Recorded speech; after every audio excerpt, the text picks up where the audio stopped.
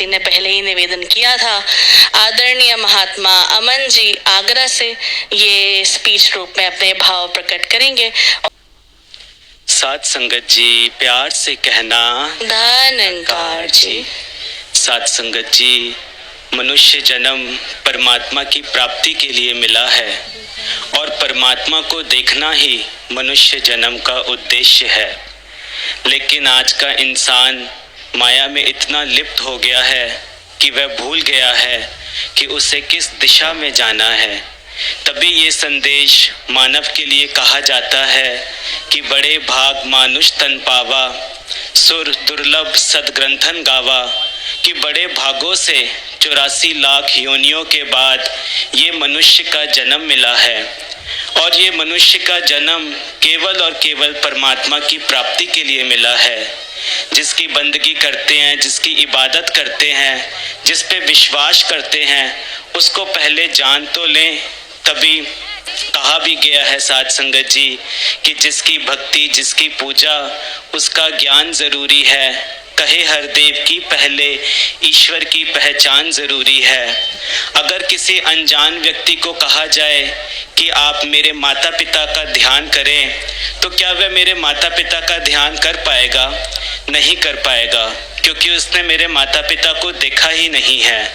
अगर उस व्यक्ति को कहा जाए कि वह अपने माता पिता का ध्यान करे, तो क्या वह अपने माता पिता का ध्यान कर पाएगा?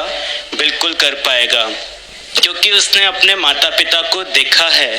ठीक इस प्रकार से जब तक हम परमात्मा को देखेंगे नहीं, हमारा परमात्मा पे विश्वास टिक नहीं सकता।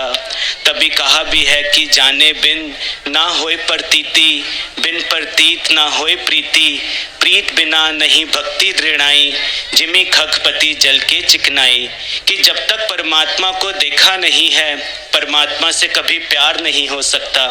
जब तक परमात्मा से प्यार नहीं होगा, परमात्मा पे विश्वास नहीं आ सकता।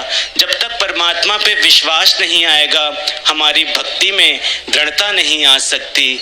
आज साध संगत जी समय के रहबर सतगुरु माता सुदीक्षा जी महाराज खुली आंख से हमें परमात्मा के दर्शन करा रहे हैं। सच्चे पातशाह उसी परमात्मा के दर्शन करा रहे हैं जो श्री कृष्ण जी ने अर्जुन जी को कराए थे, जिसे कहा कि ये अजर है, अमर है, अविनाशी है, सर्वव्यापी है, एक है। और पाने का तरीका भी श्रीमद् भगवद गीता में बताया गया है।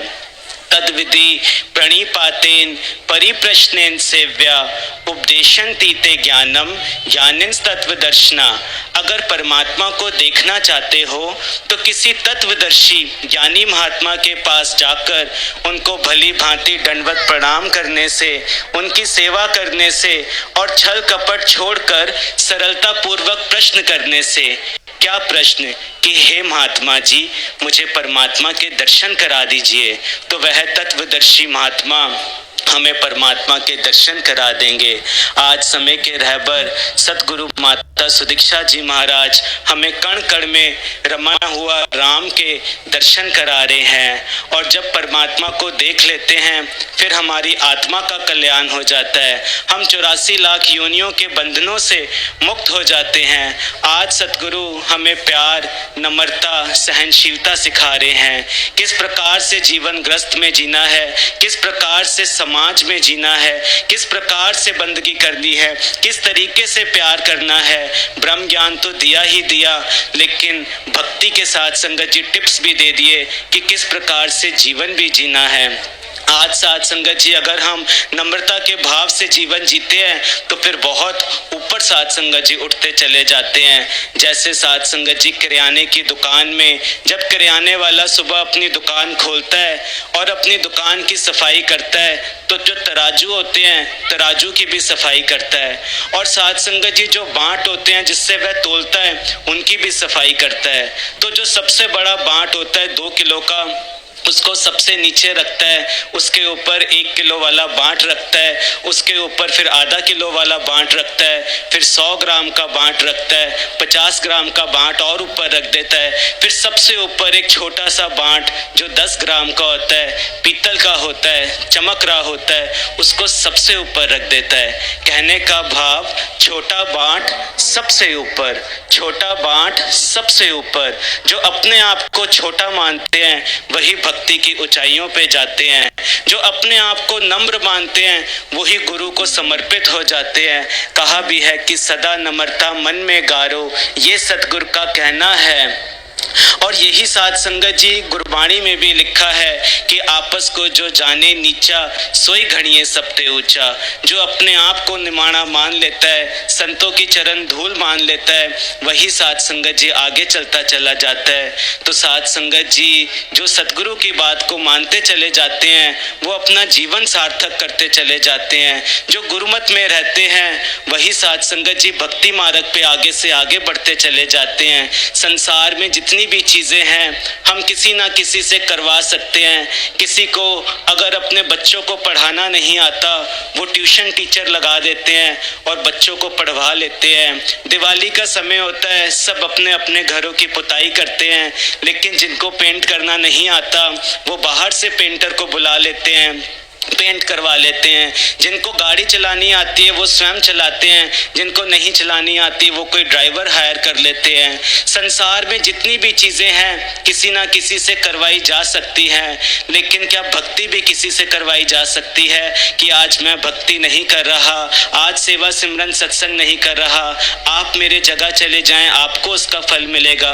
नहीं साध संगत जी, भक्ति तो हमें स्वयं कमानी पड़ती है। और जब सतगुरु की शरण में आते हैं, ब्रह्म ज्ञान को प्राप्त कर लेते हैं, फिर ये साध संगत जी हमारी भक्ति की शुरुआत होती है। ब्रह्म ज्ञान की प्राप्ति के बाद और जो गुरु के वचनों को मानते चले जाते हैं उनका जीवन स्वर्ग बनता चला जाता है।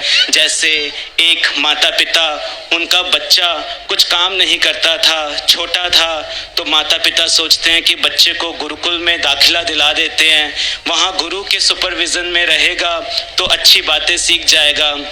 तो गुरुजी उस बच्चे को कहते हैं कि बेटा एक काम करो, ऊपर छत में पानी बहुत इकट्ठा हो गया है बारिश का, तुम जाके ये नाली साफ कर दो, छत साफ कर दो।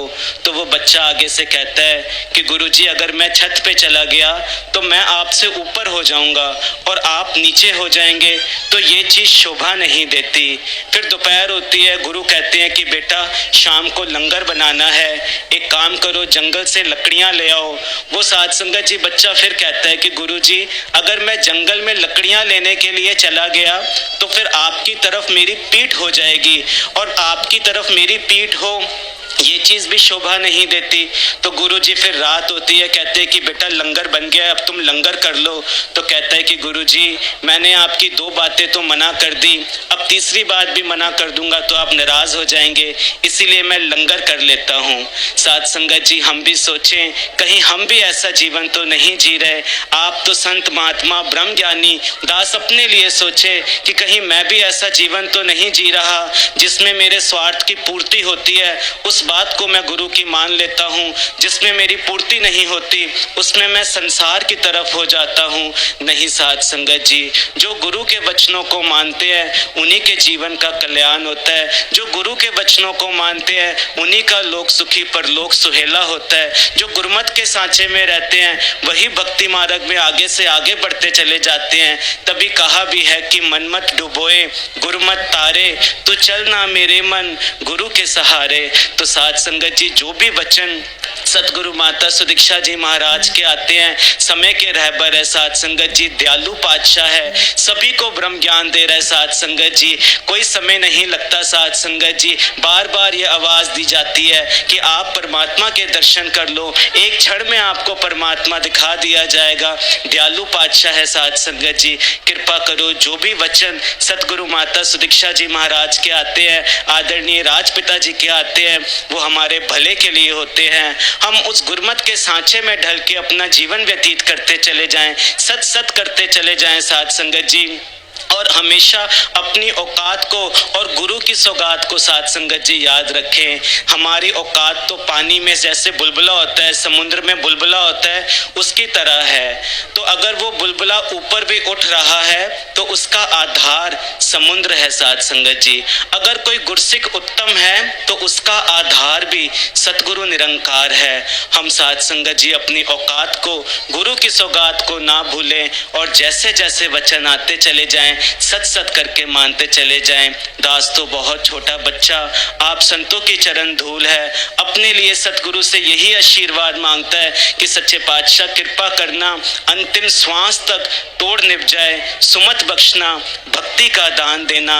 Make my karmas, make my deed so high so that I can be an apple of my सतगुरु's eyes। साथ संगत जी प्यार से कहना धन्यकार जी।